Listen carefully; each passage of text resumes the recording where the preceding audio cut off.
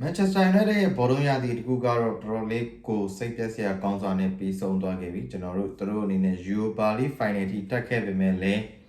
Final မှာစပါးကိုရှုံးတယ်ကျွန်တော်တို့ဒီ Premier League တောက်လျှောက်မှာဆိုလို့ရှိရင်လည်း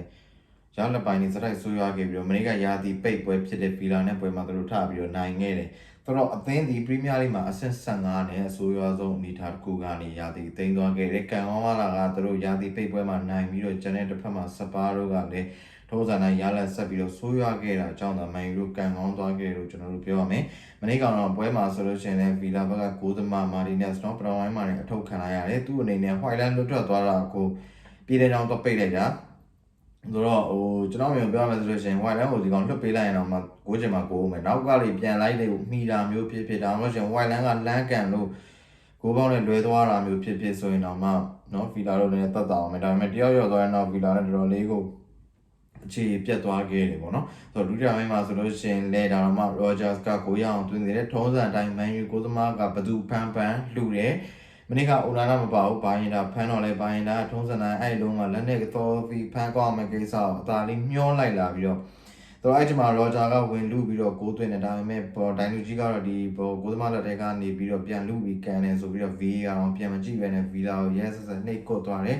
ဆိုတော့အဲ့ဖြစ်ပြီးမိနစ်ပိုင်းအကြာမှာနေဒီ Man U ကကျွန်တော်တို့ဒီ Ahmed Diallo က Bruno Fernandes တင်ပေးလိုက်တဲ့အလုံးကလေးကောင်းတိုက်သွင်းတယ်ပြီးတော့ကမှ penalty ရတယ် Diallo ကြောင့်ရတဲ့ penalty ပဲဖြစ်တဲ့ဆိုတော့သူ့ကို Mason ကနင်းပြီးတော့ဒီ penalty ကိုကျွန်တော်တို့ Eriksen ကသူ့ရဲ့ United ကစားသမားဘွားနောက်ဆုံးပွဲအဖြစ်ပါဝင်ကစားခဲ့တာဆိုတော့ဒီပွဲမှာသူဒီ penalty ကိုဝင်အောင်သွင်းပြီးတော့အမတ်တရသွင်းကိုယူသွားနိုင်ခဲ့တယ်ပေါ့နော်ဆိုတော့ Man U အနေနဲ့ဒီပွဲမှာတော့တသက် Villa ကိုဒုက္ခပေးသွားရလို့ပြောရမယ်တစ်ဖက်မှာဒီအသင်းက Champion League ဝင်အတွက်စ조사နေတာ Villa က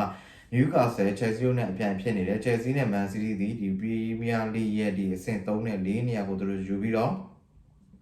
Champion League ဝင်သွားတယ် Newcastle ကလည်းတစ်ဖက်မှာ Everton ကိုအင်ကွင်းမှာထရှုံးနေတယ်ဒါပေမဲ့သူတို့အနေနဲ့ဒီ Man U က Villa ကိုအနိုင်ခံလိုက်တဲ့အတွက်ကြောင့်အဆင့်9နေရာကနေ Champion League ဝင်ကိုပါသွားခဲ့ပြီးတော့ကံကောင်းသွားခဲ့လို့ပြောမယ် Unai Emery ကတော့ပွဲပြီးတော့တော်တော်လေးပေါက်ကွဲနေခဲ့တယ်သူ့အနေနဲ့ဒိုင်လူကြီးတွေကိုလည်းသူလိုက်ပြီးတော့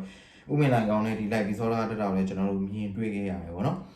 ဆိုတော့ Man U ရဲ့ရာသီတစ်ခုကတော့ဘယ်လိုပဲဖြစ်ဖြစ်အမော်ရင်ပြောခဲ့သလိုပဲသူပြောခဲ့သလိုမုံတိုင်းထမ်းမဲ့အတိုင်းပဲတကယ်ထမ်းခဲ့တယ်အခုမနေ့ကတော့ပွဲပြီးမိကွန်းမှာဆိုလို့ရှိရင်ရာသီသိမ်းမိကွန်းမှာဆိုလို့ရှိရင်သူ့အနေနဲ့တော့ကောင်းတဲ့နေရာတွေရောက်လာလိမ့်မယ်လို့မော်ရင်ကပြောထားတယ်ဆိုတော့လာမယ့်ရာသီတွေကျွန်တော်စောင့်ကြည့်ဖို့ပဲကြံတယ်အခုဒီကောင်းနေနော်အိုနာနာတို့အိုစုမလေးရှားကိုလာနေပြီဆိုတော့မလေးရှားမှာထပ်ပြီးတော့ပြည်သက်တွေကိုထပ်ပြီးဒုက္ခပေးဖို့စိတ်ဒုက္ခပေးဖို့တော့ရှိသေးတယ်ပေါ့နော်တော်ကောင်းပါရင်ကျွန်တော်ဒီနေ့တော့ Man U ပွဲပြီး Man U ရဲ့ရာသီတစ်ခုစာအပြီးအနေနဲ့ကျွန်တော်ပြောသွားခဲ့တာဖြစ်ပါတယ်နောက်နေ့မှာကျွန်တော် top pick တွေနဲ့လူပြန်လာနိုင်အောင်ကျွန်တော်စူးစမ်းပါမယ်အားလုံးကိုကျေးဇူးတင်ပါတယ်